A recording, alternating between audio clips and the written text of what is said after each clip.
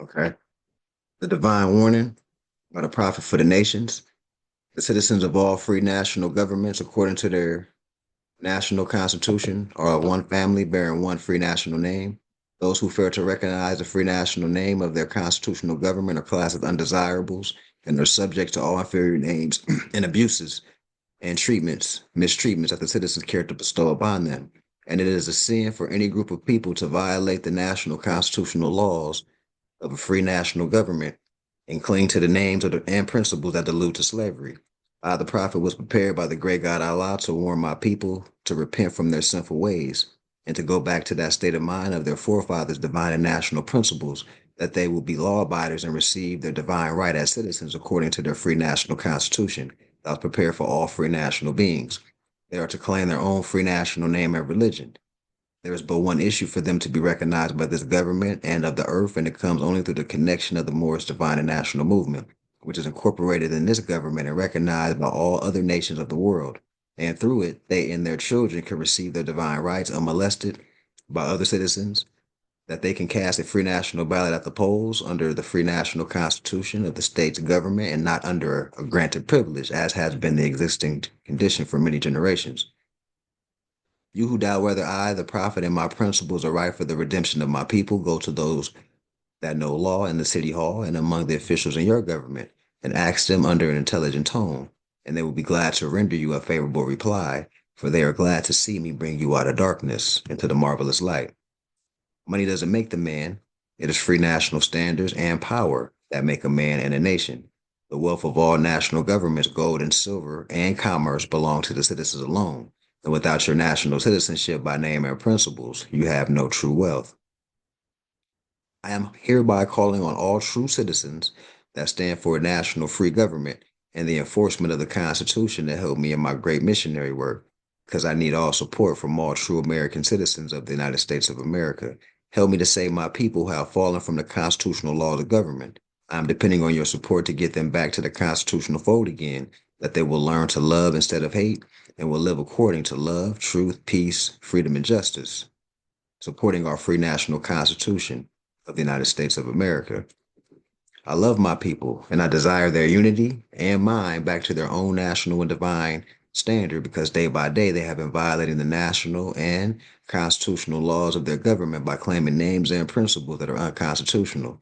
If the Italians, Greeks, English, Chinese, Japanese, Turks, and Arabians are forced to proclaim their free national name and religion before the constitutional government of the United States of America, it is no more than right that the law should be enforced upon all other American citizens alike. In all other governments, when a man is born and raised there and asks for his national descent name, if he fails to give it, he is misused, imprisoned, or exiled. Any group of people that fail to answer up to the constitutional standards of law by name and principles, because to be a citizen of any government, you must proclaim your national descent name, because they place their trust upon issue and names formed by their forefathers. The word Negro alludes in Latin to the word nigger, the same as the word color alludes to anything that is painted, varnished, and dyed. And every nation must bear a national descent name of their forefathers, because honoring thy fathers and thy mothers, your days will be lengthened upon the earth. These names have never been recognized by any true American citizen of this day. Through your free national name, you are known and recognized by all nations of the earth that are recognized by the said national government in which they live. The 14th and 15th Amendment brought the North and South in union, placing the Southerners who were at that time without power with constitutional body of power. And at that time, 1865, the free national constitutional law that was enforced in 1774 declared all men equal and free. And if all men are declared by the free national constitution to be free and equal, since that constitution has never been changed, there is no need for the application of the 14th and 15th Amendment for the salvation of our people and citizens.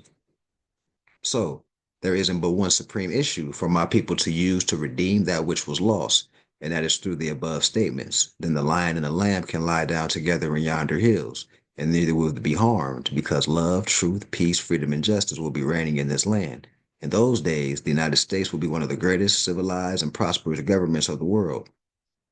But if the above principles are not carried out by my citizens and my people in this government, the worst is yet to come. because the great God of the universe is not pleased with the works that are being performed in North America by my people, and this great sin must be removed from the land to save it from enormous earthquakes, diseases, etc. And I, the prophet, do hereby believe that this administration of government being more wisely prepared by more genius citizens that believe in their free national constitution and laws, and through the help of such classes of citizens, I, the prophet, truly believe in my people. My people will find the true and divine way of their forefathers and learn to stop serving cardinal customs and merely ideas of man that have never done them any good, but have always harmed them. So, I, the prophet, am hereby calling aloud with a divine plea to all true American citizens to help me to remove this sin, which has been committed and is being practiced by my people in the United States of America, because they know it is not the true and divine way. And without understanding, they have fallen from the true light into the utter darkness of sin. And there is not a nation on earth today that will recognize them socially, religiously, politically, or economically, etc., in their present condition of their endeavorment, in which they themselves try to force upon a civilized world. They will not refrain from their sinful ways of action, and their deeds have brought Jim Crowism, segregation, and everything that brings harm to human beings on earth. And they fought the Southerner for all these great misuses. But I have traveled in the South and have examined conditions there, and it is the works of my people continuously practicing things that bring dishonor, disgrace, and disrespect to any nation that lives a life. And I am hereby calling on all true American citizens for moral support and finance to help me in my great missionary work to bring my people out of darkness into the marvelous light from the Prophet, Islam. Peace and love to everybody. Hope everybody had a beautiful week thus far. Um, what I have queued up for today, let's start here. Let's start here. Let's see. A couple things queued up. This book is called The Secret Doctrine. It's a 2-volume book. What stood out to me in this book was the esoteric meaning of fish. We know fish dealing with Pisces. Um, Before you get cosmological into that space of knowing that, people were introduced to the fish in the sense of Jesus. Um, the Pope was wearing a fisherman hat. Fish. All right. The esoteric meaning of fish. In the symbolism of every nation, the deluge stands for chaotic, unsettled matter, chaos itself, and the water for the feminine principle, the great deep. As the great lexicon or dictionary of Parkhurst gives it, the arch or the ark answers to the Hebrew raset or of wisdom. So anytime this book is telling you, whenever you hear about the ark, when you hear about any type of flooding, any type of fish, water in the fish, it's symbolic. Another book to let you know that it's not literal. Another book to let you know that people know that the Bible is not as literal as, right? As we ascend to different degrees, we see that, oh, all these PhD authors know about the Bible being esoteric and astrological book. As our degrees raise, we see the whole world, scholarly think tank type people that people call the 10% or whatever. People with intelligence know this. And then you'll start to analyze things a little different. Like, oh man, I really was in a chattel state of mind. I really was cattle. I was looking at this religion at one point in a brainwashed fashion. But now that we know this information, back to your brother's keeper, right? Put your people on. Ark is also the mystic name of the divine spirit of life, which broads over chaos. Now, Vishnu is divine spirit as an abstract example, and also the preserver, generator, and giver of life. When I got to that part, I thought about Once again, like we talked about the circle divided into two, then divided into three. When we went through the demonstration yesterday, when you divide the circle or Mother Zodiacus into three parts, now you got a trinity. Vishnu, right? Look, in Hindu, there's a god called the three, the Brahma, the sustainer, Vishnu, the destroyer, and Shiva, or Shiva the destroyer, Vishnu the sustainer. And I also did a demonstration yesterday about the ancient statues in Vietnam and Pakistan. They paid homage to Vishnu. Same thing in Cambodia. So in this context, this author is using Vishnu in that, same vein. Even use Brahma, right? All right, so I just wanted to throw that in there. Um, Jesus is called the fish, and so were Vishnu in the Hindu circles. Um, it's the same expression.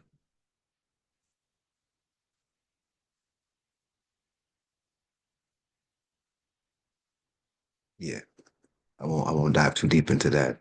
I'm gonna move on to the next segment.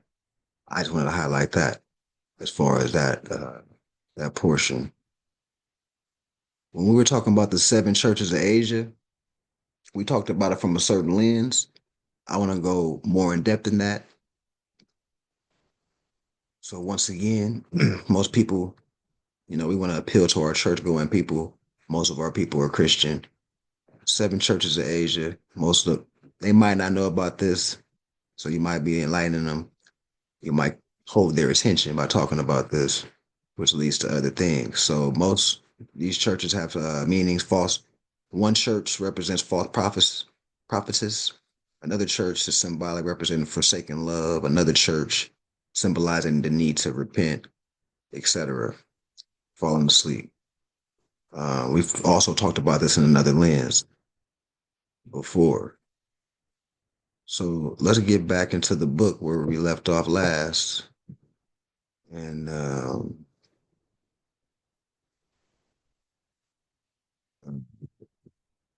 perfect matrimony. So the seven churches. Man is a triad body, soul and spirit. A mediator exists between the spirit and the body. A mediator exists between the spirit and the body. This is the soul. We Gnostics know the soul is dressed with marvelous garment. This is the astral body. We know through our Gnostic studies that the astral body is a double organism endowed with marvelous internal senses. Great clairvoyants speak to us of the seven chakras. And Mr. Leadbitter describes them in great detail. These chakras are really senses of the astral body. These magnetic centers are found in intimate correlation with the glands of the internal secretion. Remember, we're still talking about sex magic. This book is the book that you know, so we're continuing on that vein, but this is the seventh chapter. So it's talking about it in a different aspect. These, okay, so in the laboratory of the human organism, there exists seven ingredients submitted to a triple nervous system. The nerves control the glandular septenary as agents of the law of the triangle. These three different nervous systems which interact with each other are the following. First, the cerebrospinal nervous system, agent of the conscious functions. For your consciousness, your cognitive abilities, the cerebrospinal nervous system is directly correlated with your consciousness functions. More science, knowing thyself. We're getting intricate now because there are details in the body. The body is, right? The tabernacle, right? So Second, the great sympathetic nervous system, agent of the subconscious and unconscious and instinctive functions, or instincts, unconscious and subconscious self. That is in the realm governed by the sympathetic nervous system. Man, know thyself. You need to understand how your instincts are, how your conscious and subconscious is. Let me check the chat. Oh, Islam. It's a beautiful, beautiful topic right here.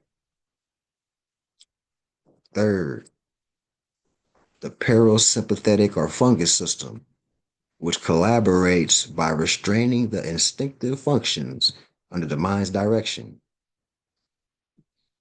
You want to train your instincts, train yourself to be more instinctive, more intuitive. When you're at peace, you're going to be more intuitive. The goal is to figure out how to maintain that peace. And for everybody, that's different.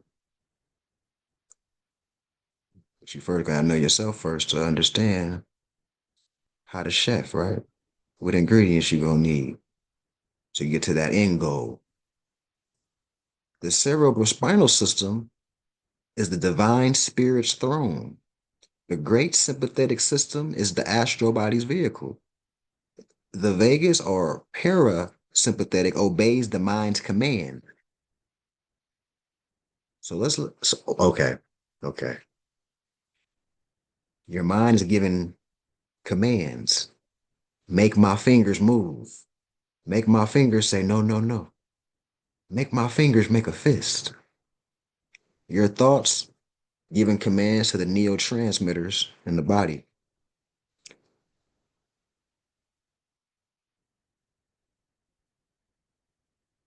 All this is governed by the parasympathetic nervous system. 3 rays and 7 magnetic centers are the basis for any cosmos. In the indefinitely large as well as the infinitely small, as above, so below. Let's look at some visuals. Could I add something really quick? Oh, go ahead, Nanel. Um, so can you go up a little bit? So I was saying the parasympathetic nervous system obeys the mind's commands. So I guess the way that I'm looking at it is sometimes subconsciously, like things are going on in the mind, but through meditation, through the breathing, you can tap into your parasympathetic nervous system and start to kind of download what kind of like bring things to the forefront of your mind. And I think that's what it means by obey the mind's commands. When you get into a meditative state, now you can actually kind of like, you sit still and you're able to bring everything to the forefront. Wow, I like that. Hmm. Anybody else got any thoughts on this space? Thoughts, statements, comments? So I'm gonna just use the idea of like a crystal or prism. So the three nervous systems are like lights that obeys the will of the spirit, and then the the what is it the endocrine system, is it like the step down function? Like it's so if you have ultimate spirit, it would probably blaze everything to oblivion. So you need like the nervous system to like step it down so that it's through the magnetic center so that we can function and live in our body state without exploding. Does that make sense, or am I understanding it Yeah, incorrectly? the nervous system is the regulator. It regulates and keeps you in that equilibrium, the proper equilibrium, so you won't be going crazy, right? Because it's easy to panic, it's easy to get frightened, but our body naturally seeks to regulate that to level out. And then the right side of the body is the vagus side, and the left side is the parasympathetic, and then the middle is the spirit channel. It's not really like left, right like that. It's just Oh, we have systems. Like we have a nervous system. We got the different systems and chambers in our body.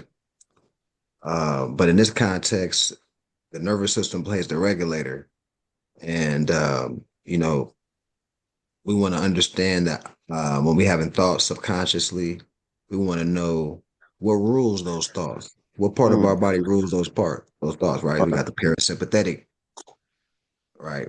So, um, Tazamaji, you finna say something? Oh yeah, I was just gonna add, that why we want to be conscious, pretty much conscious of the body, so the body just not on autopilot and go with, like how the Capricorn body goes. You want to be conscious of it to make sure that you can actually drive the body on here, because we're not the body, we're not the physical, we're the spiritual. So we want to make sure we are conscious of making sure we have a brain, we want to download what's in the mind and in the brain, from our perspective, of our spiritual perspective, and not just kind of let it go on autopilot. That's how I was kind of getting it too. But that's Mhm. Can I also add something on that? Nine Um, so I agree with that, recognizing the body to see how you feel, because the body is a lot of emotions in it. And how the nervous system and the endocrine system are connected is that when emotions come up, the body can feel it, right? Because emotions can get trapped inside the body. That's the stuck energy. So when there's energy like that going through the body, we're still physical beings. So the endocrine system will release hormones to the body. And that's how sicknesses and things like that happen. So being in control of the emotions, or even trying to meditate and do things like that to help with the emotions, will slowly kind of regulate the nervous system, and will help with not releasing like chemicals and or hormones inside the body that's going to be harmful long term, such as like cortisol, as a stress hormone that gets released in the body, and it can get released repeatedly depending on our thoughts and emotions. So just being conscious of how you feel, your emotions and your thoughts and stuff like that, so that way it doesn't affect your body physically. Islam. Jai Bay, peace and love, man.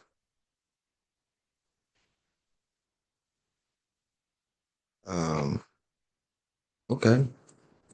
Yeah, I like this chapter. Peace and love to everyone. Peace and love more. Peace and love. Islam, peace and love. All right. So the seven most important glands of the human organism constitute the seven laboratories controlled by the law of the triangle or the Trinity. Each of these glands has its exponent and a chakra of the organism. Each of the seven chakras is found located in intimate correlation with the seven churches of the spinal medulla. Now we back to the Bible. That's why I brought up the seven churches, because most Bible thumpers and Christian, or people that are Christian, or the seven churches in the Bible. They just quoting stuff, but they not knowing it's a metaphysical book. It's the astrological book. It's symbolic. But we need to know that is the case, because we're the nobles in real time.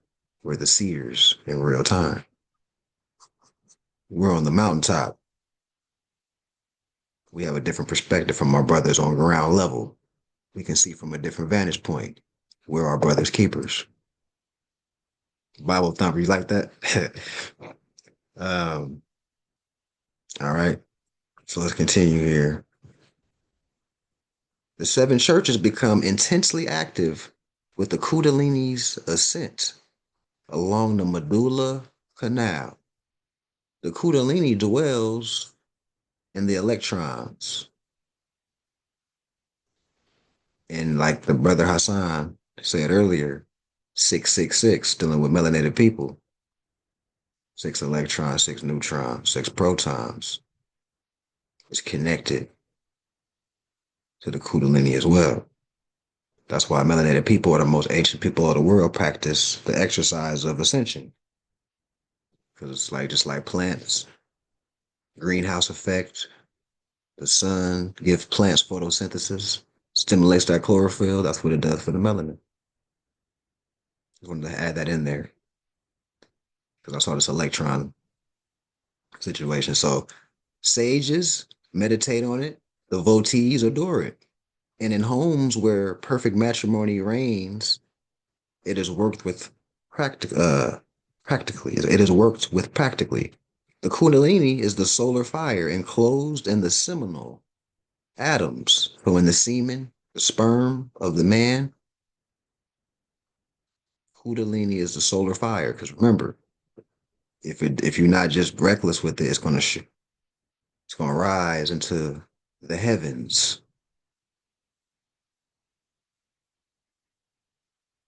The ardent electronic substance of the sun that, when liberated, transforms us into terribly divine gods. So that's the as above, so below, because the semen is electrical below here on the earth. The sun is electrical as above in the heavens. The earth is magnetic. The moon is magnetic. Woman is magnetic. Man is electrical. The sun is electrical. As above, so below. The fires of the heart control the Kundalini's ascension through the medullary canal. The Kundalini develops, evolves, and progresses according to the merits of the heart. So based on where your heart is at, that's based if you can ascend or not. You can't fake ascend. It's impossible. It's a ladder. Jacob's ladder. It's a process. You have to take every step to get to the top. Some people cheat with different stimulants and hallucinogens and things like that, but that's cheating. And it's not the same experience because you appreciate it more once you've did certain disciplines to even activate it. So why would you even want to cheat that? The Kundalini is the primordial energy enclosed within the church of Ephesus. The church is found 2 fingers above the anus and 2 fingers behind the genital organs. The divine serpent of the fire sleeps coiled 3.5 times within his church. When the solar and the lunar, when the sun and the moon atoms, make contact in the Triveni, near the Codex, the Kundalini, the ingenious serpent of our magical powers awakens. As the serpent rises through the medulla canal, it puts each of the 7 churches into activity. The chakras of the gonads, or sexual glands, are directed by Uranus, and the pineal gland, situated in the upper part of the brain, is controlled by Neptune. Pineal gland controlled by Neptune. That's the ruling planet for Pisces. What's the other book that I popped it off with? The meaning of the fish, the esoteric meaning of the fish. Pisces, pineal gland. Look up the characteristics for Neptune or Pisces. You're dealing with imagination. Where is the imagination? Up here? Where's the pineal gland? Up here?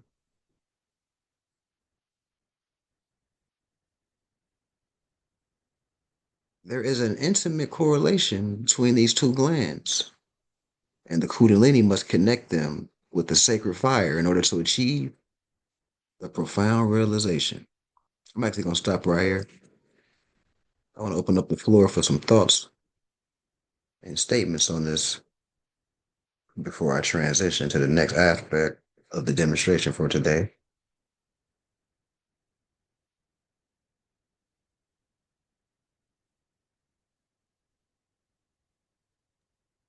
So basically, your emotions is in the way to obtaining this that you're speaking of in this segment. Am I correct? Yeah. Yeah. Your emotions are in the way of reaching Super Saiyan status.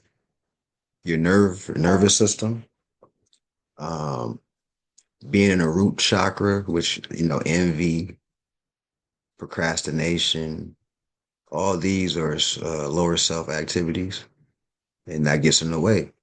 Um, so we would need to train ourselves, you know, to even In activate. in a world of so much distraction, Mom, that's a tough task, bro. I feel you, man. I feel you, man. And that's what separates you know, the nobles from the cattle, or it's tough, but Because I have a problem with anger. Like I have a that's that's the thing that I'm dealing with is anger. Um, I just something be inside of me when something ain't right or somebody don't say something that's right, and I address it every time. I'm not that type of person to like if I'm around someone that's acting in an ignorant manner, it's in my nature to check them. I don't even know their name type thing, if you get where I'm coming from. Like, and I need to stop doing that. I need to be more calm. And I'm having a hard time with that. I'll be honest with you. I yield the floor. wow. And it's not really about changing that. It's about using that passion in an appropriate way, using that um, in a more productive use of strategic way, not impulsive, I should say, right? Because people need to get checked. It's not that still needs to happen. People don't need to stop getting checked. That doesn't, right? But you picking and choosing, right? Perspective. So I would say that. I would say that, because 'Cause your passion, you here for a reason. You're passionate, your tone of voice, you could be utilized once you in your disciplined self, you a great asset to the nation, man. no Yeah. doubt, no doubt, no doubt. I just, I get like, I have this I'm my brother's keeper type of feeling in my soul. And like, I have to mediate between, you know what I'm saying? Because, yeah, you're right, my voice. Because sometimes I don't even be trying to come off like aggressive, but because I speak so passionate and the way my voice sounds is sometimes it's unavoidable confrontation sometimes because some people who don't understand me, they be like, oh, why are you so aggressive or whatever? And I have to explain to them I'm not aggressive, I'm compassionate. There's a difference, and things of that nature. But what you telling me, sheep, I'm gonna meditate on that. You know what I'm saying? Oh man. Mhm. And try to Yeah, pick my battles instead of just battling everything that comes in my face. That's my problem. Like everything come in my face. Like I'll be like, you know, I need to wean in between, and you know what I'm saying? I don't know. yeah. And we're here for you, man. And it's not gonna happen overnight, but Correct. we're here, man. That's the whole point of the brotherhood and the sisterhood. Is Correct. we can counsel each other, man, and that helps. Correct. Islam, I appreciate that. Wow.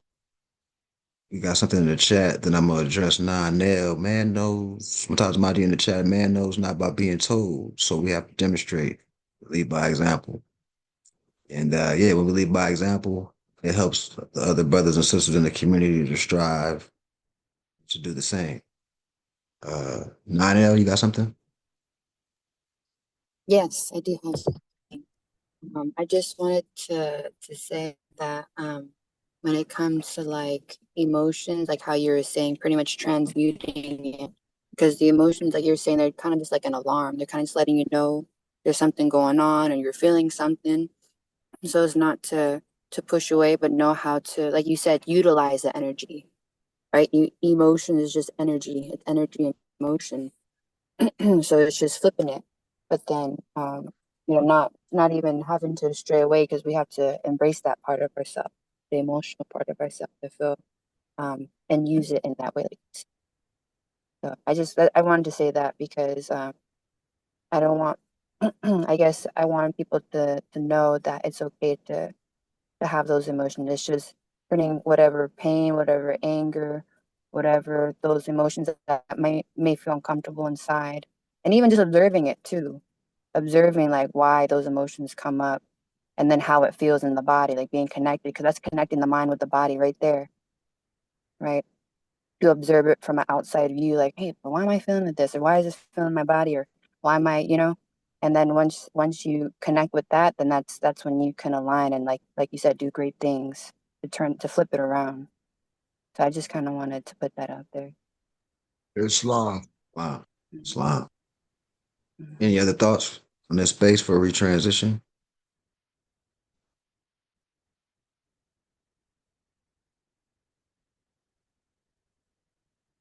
Okay.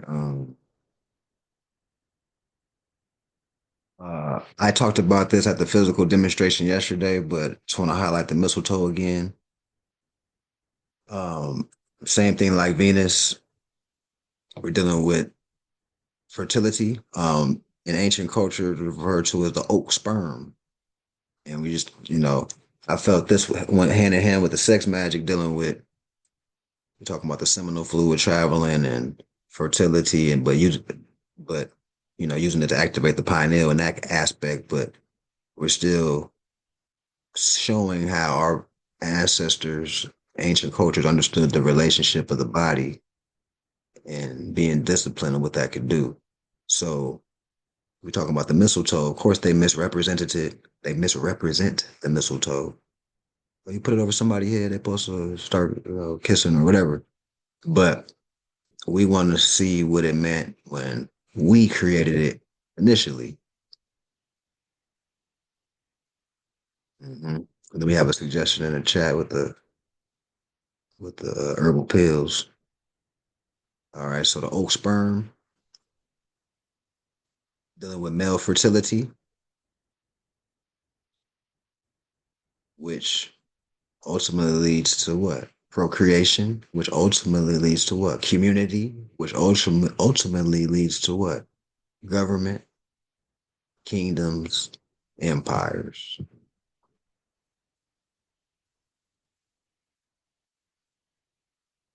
The ancient Celtics, which were the Moors, what they call Europe, Britain, Ireland, Scotland, the Celts.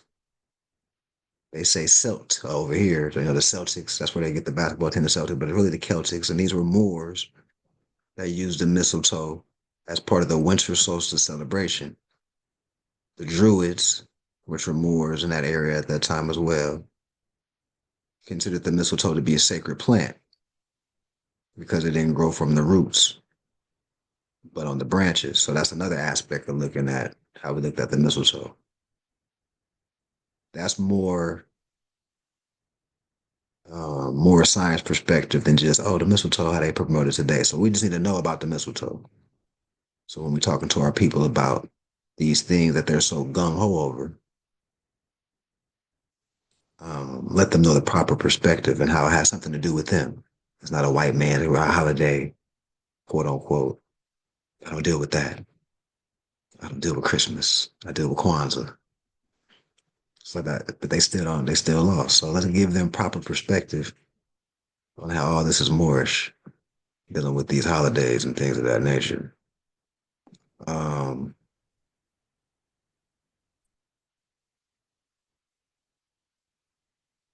yeah, let's get into this. Oh, brother Shalom, peace and love, man. How you doing? Peace and love. Doing good. How are you? Doing well, man. Doing well. Uh, so let's talk about a little man, woman, child.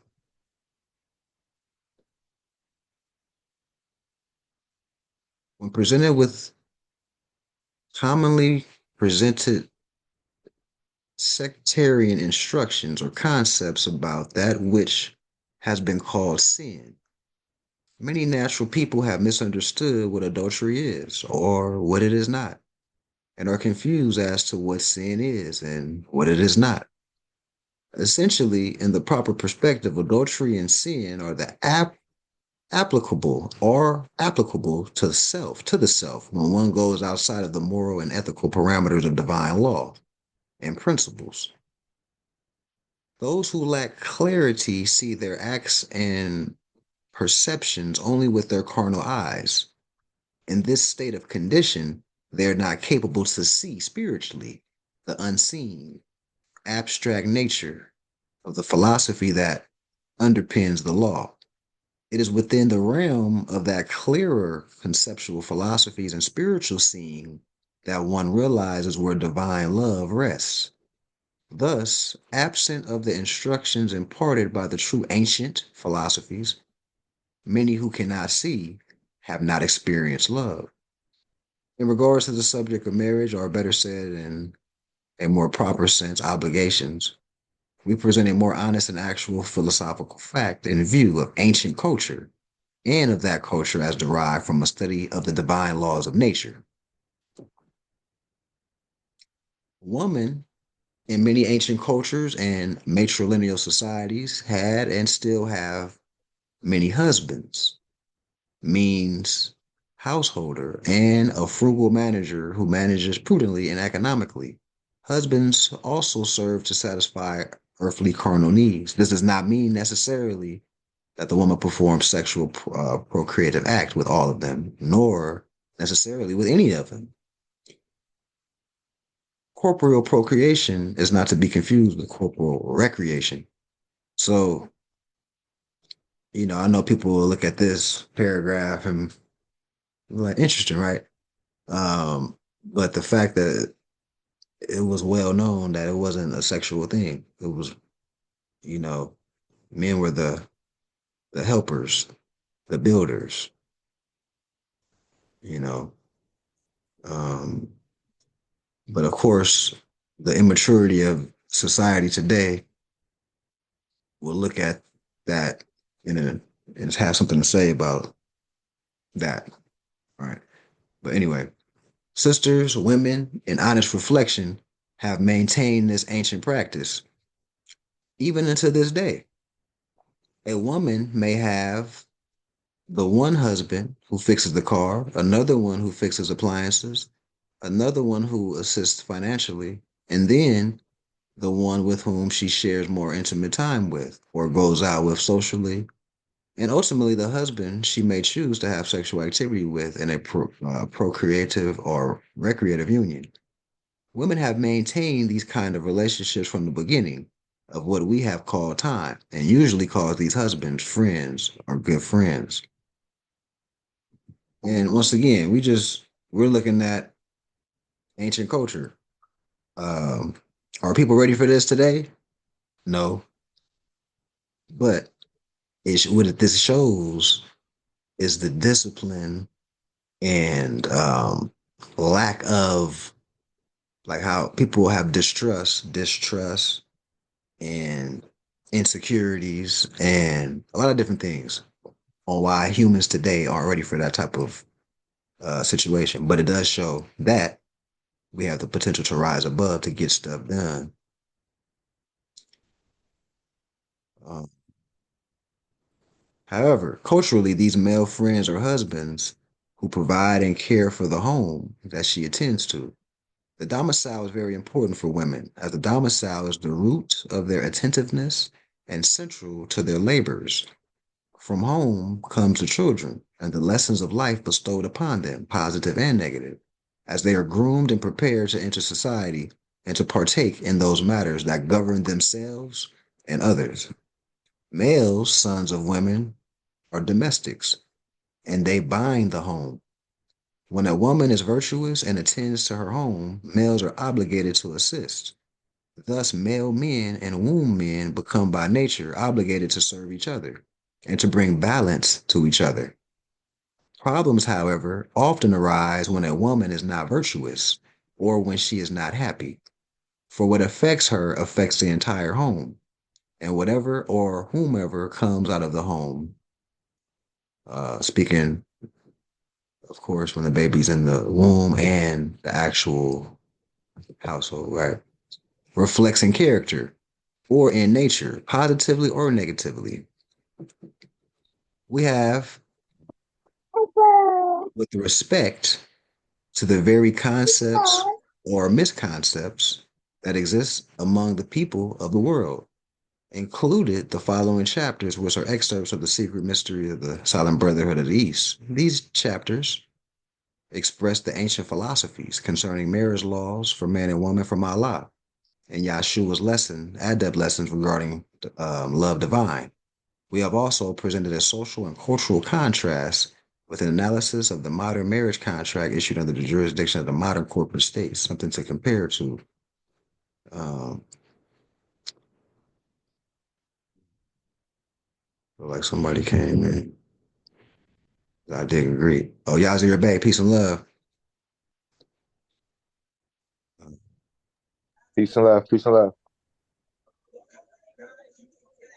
Now we are aware of the fact that the secret lessons not exposed to the masses by the high priest and the status quo religious leadership, more often than not, their motives for veiling these lessons have been more for selfish reasons than they are willing to admit.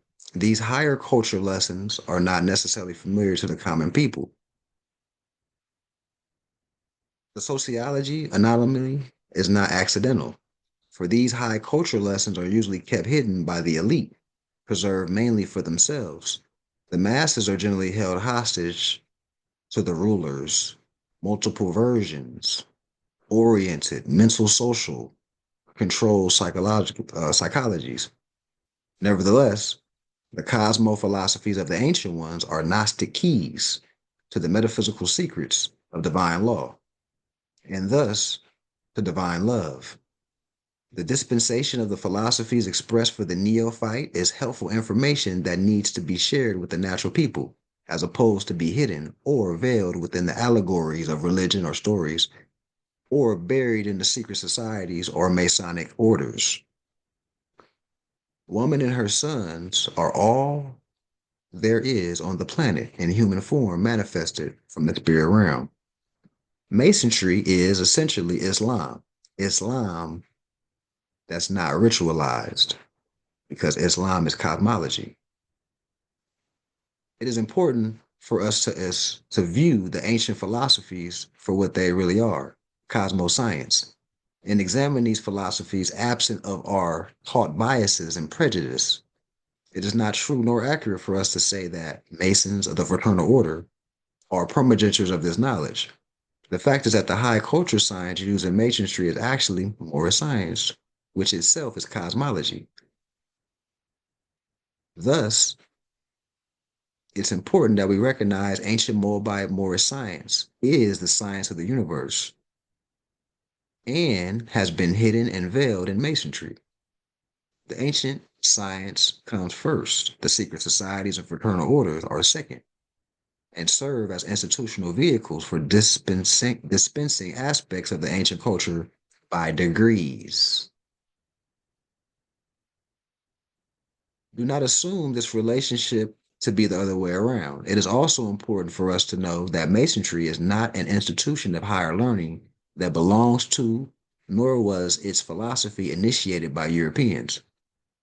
It is, in fact, the high teachings of science and the workings of nature given by Europeans, by Moors, by way of the Renaissance during the 14th, 15th, and 16th centuries. The philosophies were given to Europeans to raise them from the dark ages of superstition, savagery, and ignorance, and into a new world of knowledge and high culture, which is referred to as the light. So these are things we need to know because when we're out in the public with fezzes on, we're going to get a different variety of how people come up to the noble with the fez or the turban. You may just get the North Africa Spain thing. You might get, are you a Shriner? So back to being competent. You want to be able to explain things properly. Let them know the origin. We just need to know the origin. We need to know how even Masonry got established. You know, how to, blonde hair, blue eye stock of people creating these lodges. How did that start? We need to know the history. We gave a couple of our Slavs high science. Those Slavs took that information, took it back to their fellow Slavs in a sense of I'm better. I got this information. I'm gonna start this lodge. I'm gonna start teaspooning people these divine things I know that they got taught by us. So Masonry is not nothing that's fly. It's not, Freemasonry in the sense of a fraternal order is nothing to be, once you know more science, you already done stepped it up, even on the introductory levels of more science. You're way far ahead of anybody in the lodge. Thoughts, statements, comments.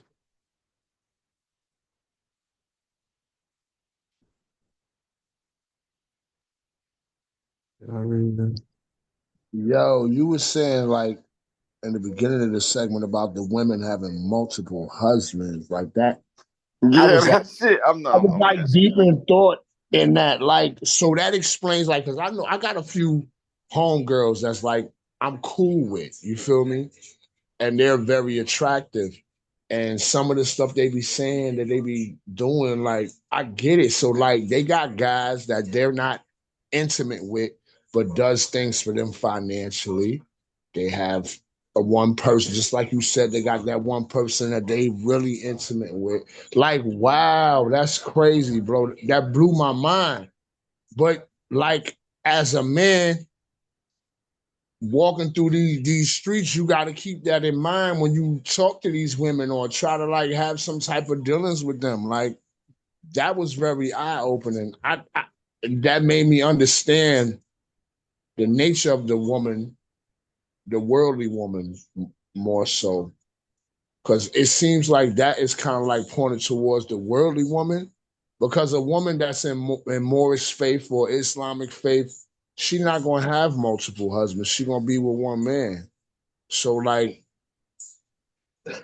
can you kind of break that down a little more? Because like that kind of got me bugging for real. I ain't even gonna lie. I second that as well. Yeah. Okay. Um, so like I said earlier, to the conditioning, how people are mentally, the nervous system, the things people been through, people got triggers, trust issues. I don't see that type of situation taking place today. But it doesn't take away of the fact of that's how it was at one point. And most of the times it was dealing with governmental structure, in a governmental structure sense, you know.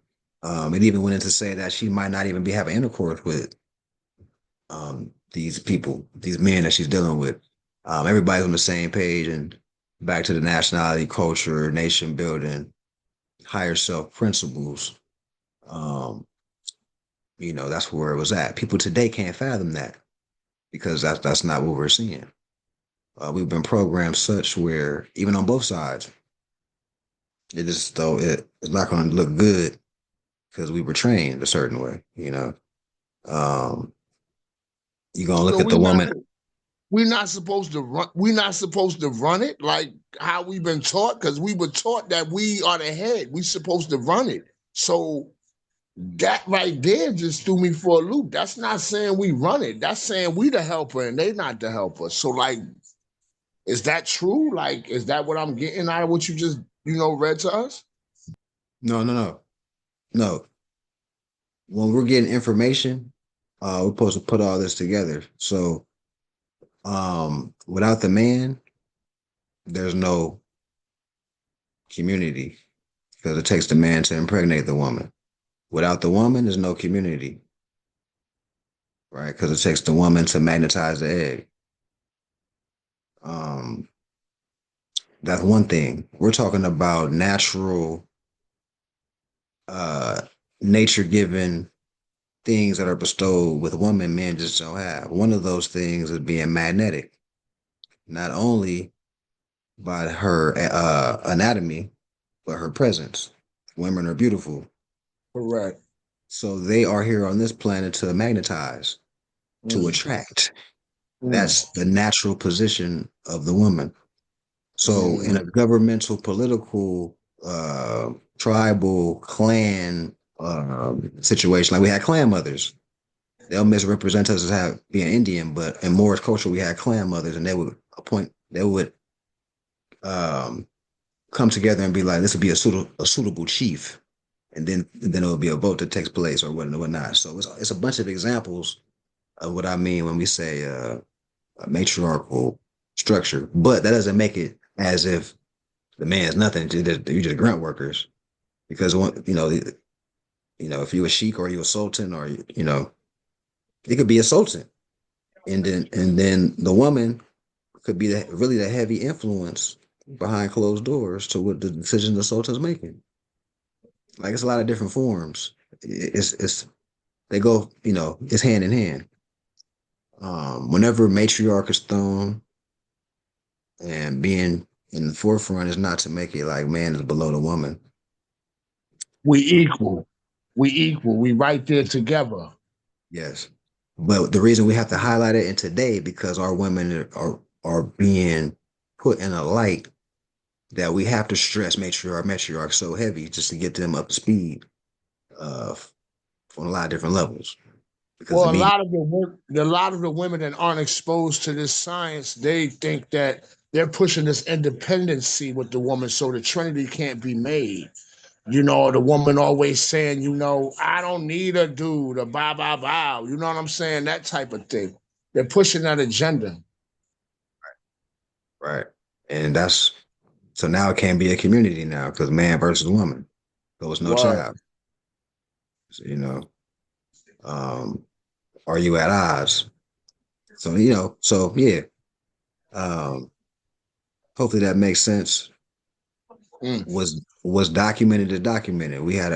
That's how, that's how It it makes is. sense, Mark, but it's also, I'm just speaking for myself. It made total and complete sense. But you know how you get some type of information and you just be like, oh shit, like, wow, I've been messing up the whole time. Like, yeah, I get it though, but that's like, yeah, it's like a whole 180 for me, my dude. I'll be honest with you, because I'm that type of guy. Like, I run my household very strict, you know what I'm saying? I'm raising a stepdaughter with a mother that was single, you know what I'm saying, before I married her. So, you know, I wow, man, every time. But keep in mind, Every meeting is beautiful. I get it. Thank you for this. I needed this. yeah, Islam. And keep in mind, this is at a time everybody is more in a higher self compared to people today. The reason we don't see that happening because we've been damaged. We've been through stuff where we have trust issues. But we have the abilities to work together, nonetheless. And the whole point of this is to the women, honor the women because the media is not honoring them, right? So we have to change the narrative. Um, any other thoughts on this space? I think I was done with it. We're not about to transition. Yeah. You got something, Brian? Yeah. Also, our nature as men is electric. What does that do in terms of like? Does it just start stuff? So, like, if you say you wanted to just turn something on, that's what electricity do? Or could you elaborate a little bit on more of our nature of what it's supposed to do as electricity? Yeah. Electricity stimulates a charge. Um, so when the egg is magnetizing the charge, oh, no, I won't get into that because that's not your question. But yeah, so yeah, we charge. Electrical is a charge. The sun is charging the earth, which stimulates the fertilization of the soil to grow the crop.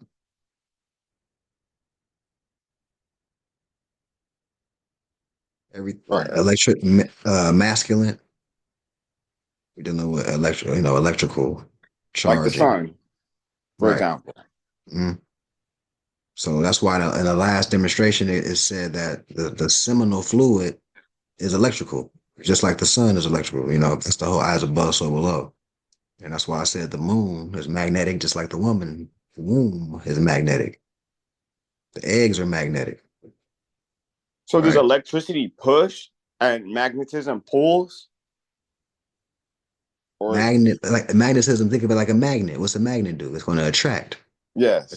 Attract, right? So being magnetic is that's where you get the term attractive. Oh, women are attractive, but attract when you do that, people don't even look at like attract, magnetize. The woman's Right. magnetic, right? Uh, So, right, Is that also why money seems to like not say it automatically goes to women, but it like flows to them in a sort of way because of the magnetism aspect? because of their power. Yeah, absolutely correct. Okay. Because of their power, within their beauty, within the natural law and nature of things, like Mafi was just saying. Wow. But I'm not going to understand how to deal with that because I don't know. I'm just me, man. I don't know, man. Like, I don't know because I'll be bugging in my head. Like, if I just become a yes man and say yes to everything and just be all like Mahatma Gandhi on everything, she just gonna just be doing her thing because it's nothing left there for her to, you understand, to be intrigued in. I'm gonna tell you something that I've learned, and I'm gonna be honest with you. The women, they also are worldly women. I've never dealt with a woman that's in Moorish faith as deep as everyone on the chat, the family on the chat. Let's get that clear before I start talking. But these worldly women, like when you are a peaceful dude and you just like do everything that you think within your nature, within yourself is right, they walk all over you. It's like the women out here in the world, which is the women that a man like me or anyone else would be involved with, because there's not many Moorish women in different areas. You know what I'm saying? So what I'm trying to say is like I'm gonna be confused because I've been through a lot with women when I was like that nice huggy bear guy. Like I'm gonna be honest with y'all, when I was like that nice huggy bear guy, I got more hurt than when I started standing in my square and be like, no, this is not gonna happen like that. And having knowledge of self and walking with my chin up is when I got mad respect from women. Like, you know, I mean, but I'm oh, not saying that what I'm learning right now ain't true. It's just got me bugging because I've been feeling a certain kind of way in my mind for so long. That's why this is so beautiful. That's why, yeah, this is beautiful, man, because I need to understand that and meditate on it and, conquer the emotional part of it, and do what I do. You know what I mean? And I'll and yield the that floor. Islam, because as you continue to talk, it's like you can kind of counsel yourself as you hear yourself, because you pretty much saying it. The reason you're having an issue with it because you pretty much was scarred, and that's why people have triggers because they've been through trauma. So, um, once you get yourself together, like you're in the process of doing, um, now your antennas are going to be for the woman that's in her rightful place and her rightful mind state. That's not like you say you call them worldly women, but a woman that's not worldly gonna come into your sphere. Um, That's what Mafia, I'll be honest with you. That's what I think need to happen. I think I need to be involved with a woman that's, involved in Moorish science because I just got married 2 years ago. This is my second marriage. The woman I'm married to is 7 years younger than me. You know what I'm saying? So she has a daughter, 14.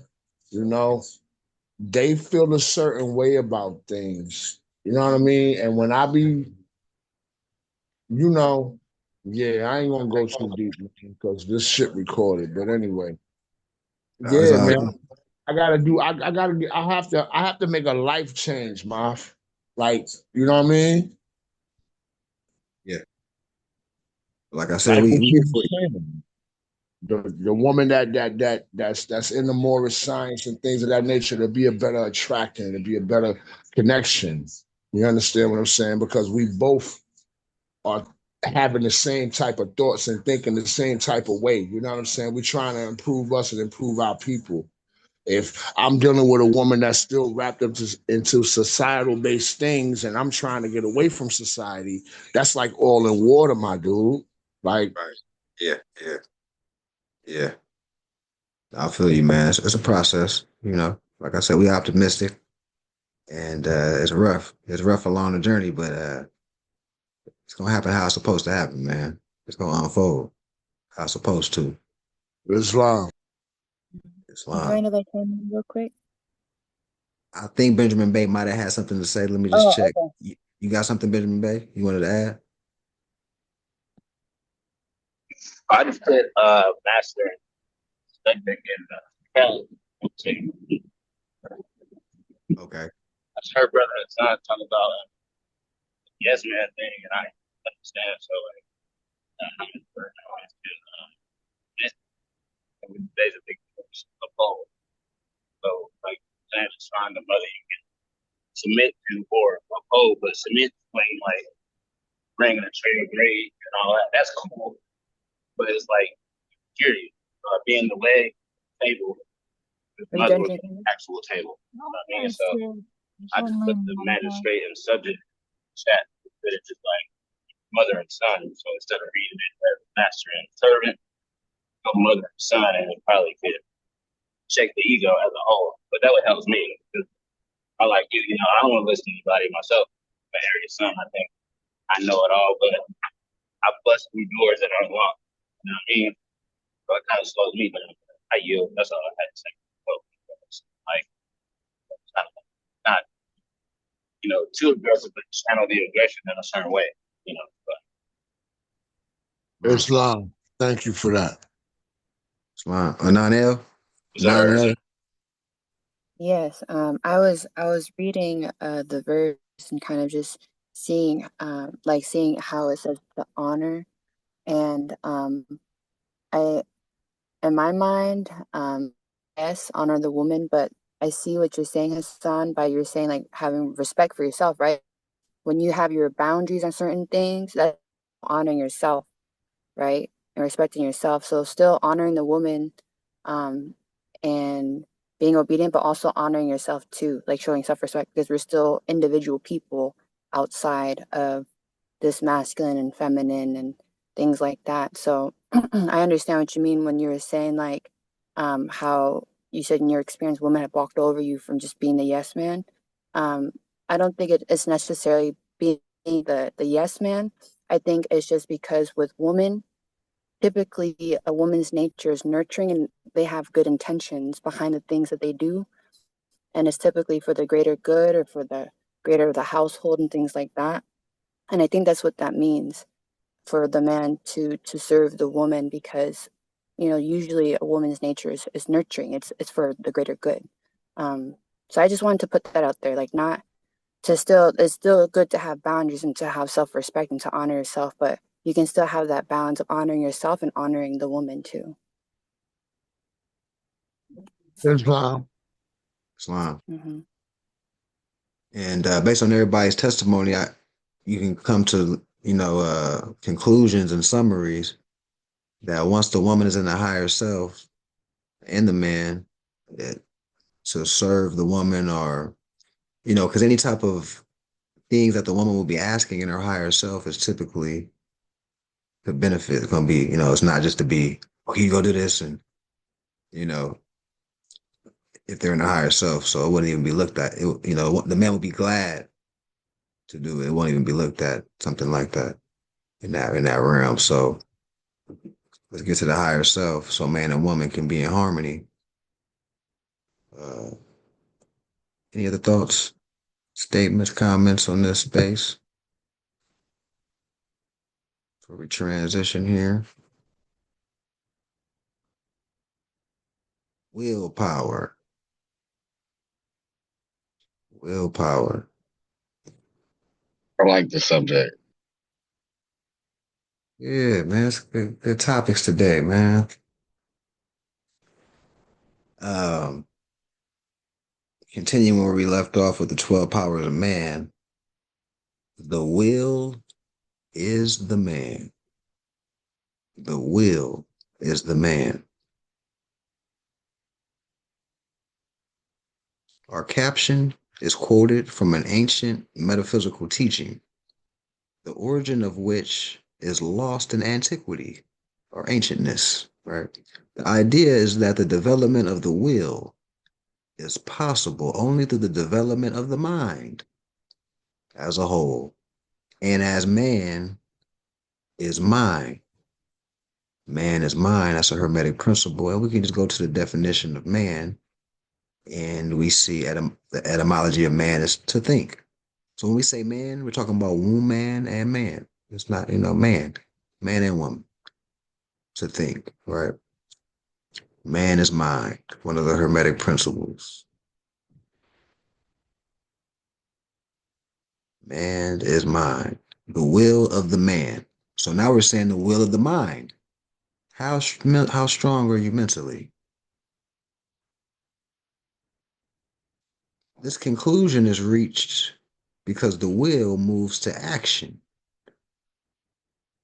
All the other faculties of the mind and seems to be the whole process. However, a careful analysis of the various factors entering into an action reveals other equally important attributes of man, and we cannot wholly admit that the will is the man. The will is undoubtedly the focal point around which all action centers. When there is harmony of mind, but the rule has been accepted by the schools of philosophy from most ancient times down to the present that the will and understanding are very closely related. So understanding, the willpower, understanding or comprehension, I like to say the word comprehension, or discernment, willpower are closely related. And you see, once your mind is right, it's easy to have willpower. You have organization, you have peace. It's easier to show willpower. But the rule has been accepted by schools of philosophy. Oh, I already read that. Comprehending all our perspective. The will, all are active powers. So will is an action word. Will is an action. This close relationship is symbolically taught in the Bible, and it appeals to man's reason and is confirmed in his observation. Jacob, in the Bible, representing I am.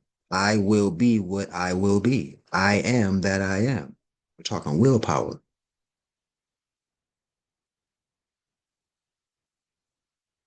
Jacob had 12 sons, one of whom was Joseph, the dreamer. Joseph represents imagination. Oh, The pineal, the fish. I knew. Pisces, the fish. You feel me? My man, Brian Sharp. I was just gonna go there. I like my man paying attention, man. My man Brian, an excellent student, man. You get a gold star for today, man. You get a gold star today. No doubt, no doubt. He always on. So now we talk about the 12 tribes of Jacob on another level now, right? Joseph represents imagination, one of his sons. So are we really talking about the 12 tribes literal like that? Or is it symbolic? It's symbolic. A study more needs to know that. So imagination by which all forms and shapes are brought into manifestation. In the development of the mind, certain faculties are given prominence. After they run their race, other faculties that have been held in reserve come forward. So things that are laid dormant come forward, positive or negative, right?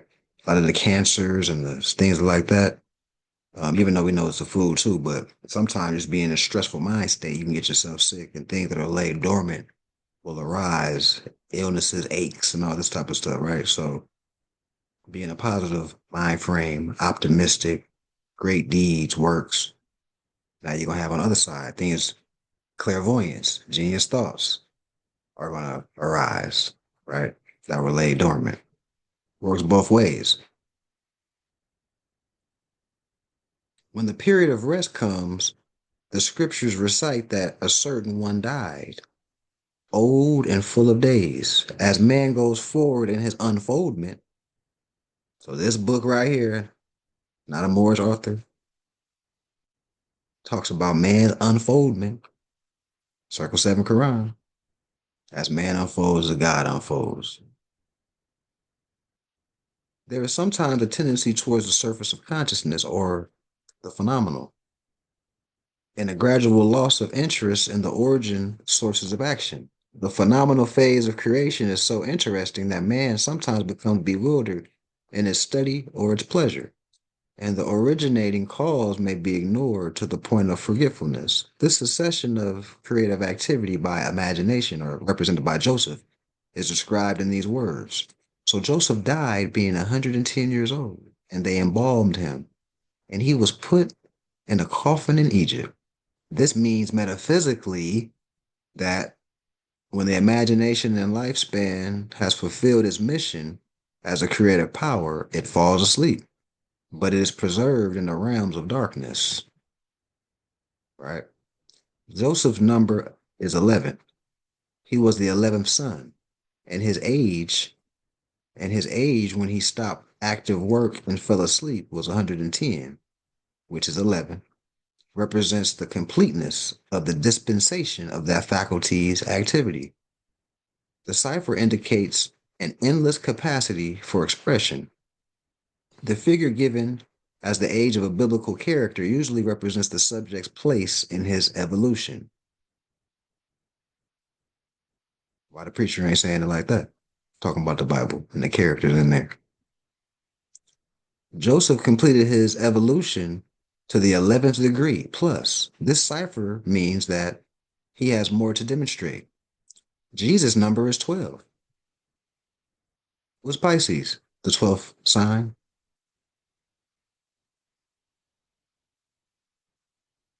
He was wise at the age of 12. I'll stop there. I'll stop right there. Any thoughts on this passage, this segment right here? Dealing with the symbology of the Bible once again. It has multiple meanings. These are holy books.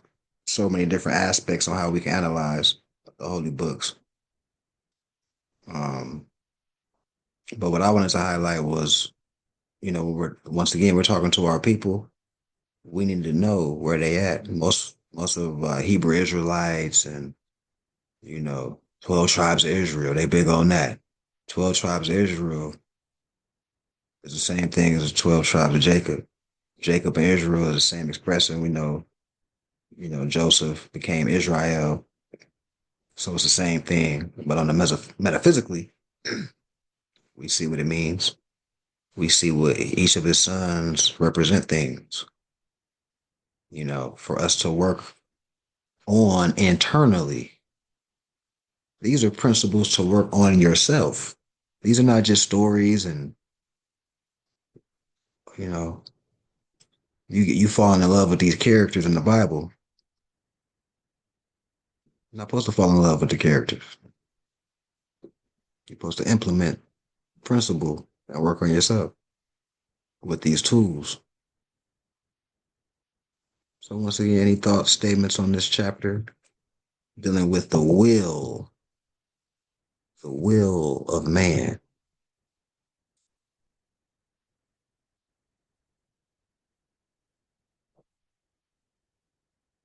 So we are the will, right? That the will comes from the spirit, right? The spirit form of us. That's where the will comes from. And it's like the stimulus. So is it electric, like our masculine nature? I would say, yeah, I would say willpower is masculine. Okay. Yeah. Yeah. I would say, yeah, intuition is, more feminine attribute. Yeah. Logical be more masculine. I would say putting things into action would be like a fiery type of thing, an electrical type of thing. So I would be inclined to say that's a masculine attribute. As you said, the definition of man is thought. So us as males on this planet, we have a very important job and a very strategical job. You understand? Like the woman, just like you said, the woman is more hooked to intuition. We are more hooked to putting thought into action. We are thought. Man is thought. So we have to put thought into action. But we first have to master ourselves in order to master putting thought into action. Am I correct? I like that. I like that. Yep. Islam. That's long. That was bomb. Yeah. So I was gonna read I didn't get a chance to go into this yesterday. But I was gonna let y'all know, watch the Smurfs, and you're gonna see that that's based on our people that were in the Philippines before they got colonized by King Philip. They were, the Europeans would observe and call us our people the black dwarfs or the little black man in these areas of the Philippines. And same thing with the mixing with the Slavs everywhere. You have a lighter shade of people, but most of our Filipino brothers and sisters, a lot of them are short today, right? So they come from this line of Moors in the Philippines.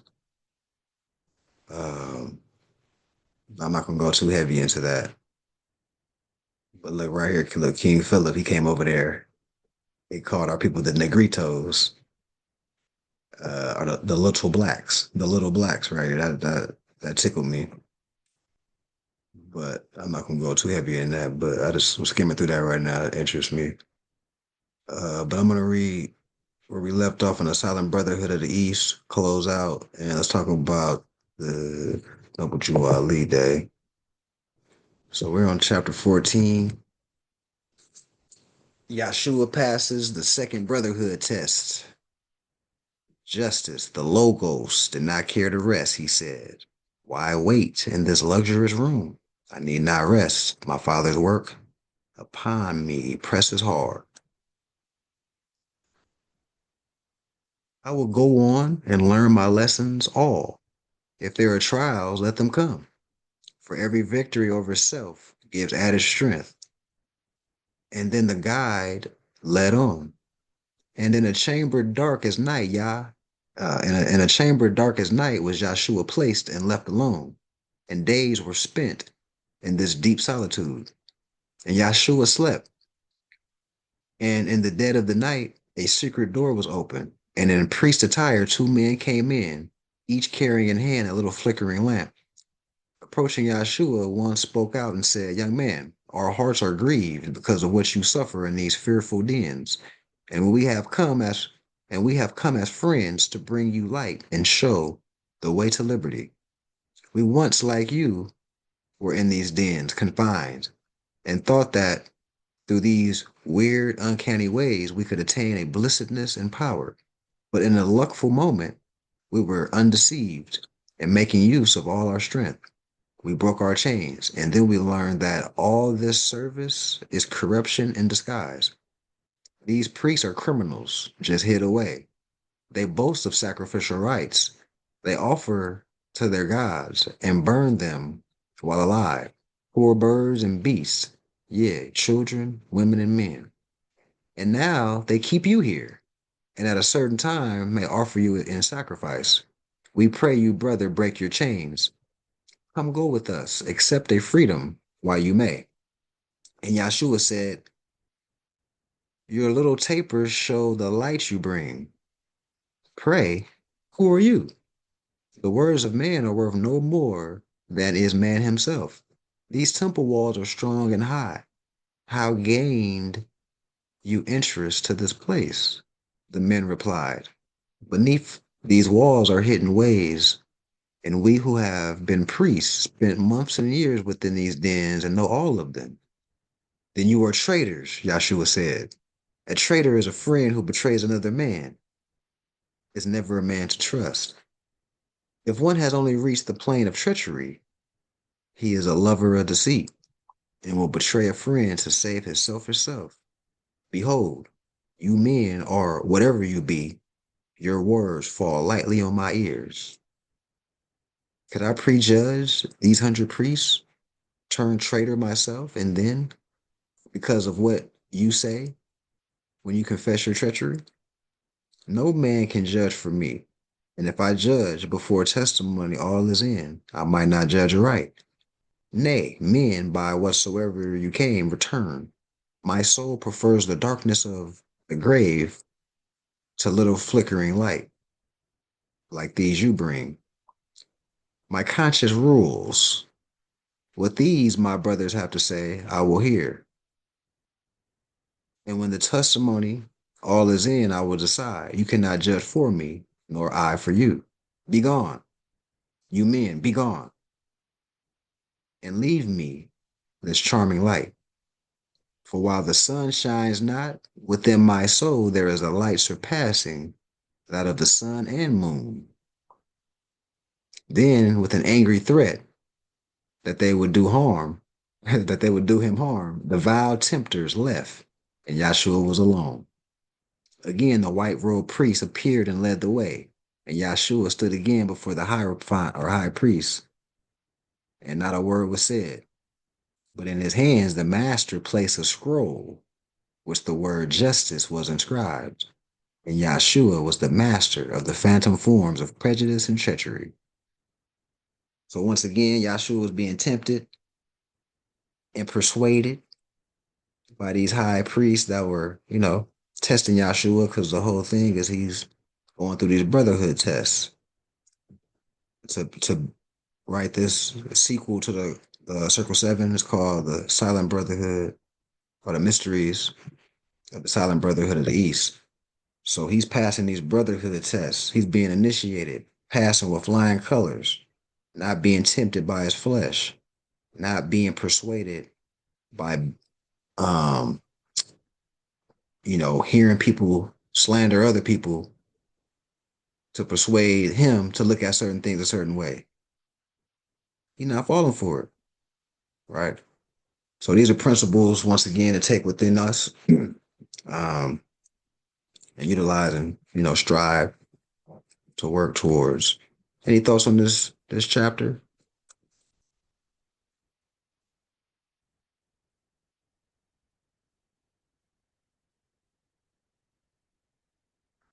So I'm gonna close out in prayer. We can talk about Noble Jew Ali Day.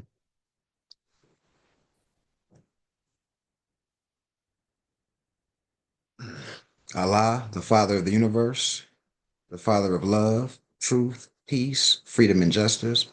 Allah is my protector, my guide, my salvation, by night and by day, through his holy prophet, Noble Jew Ali. Amen.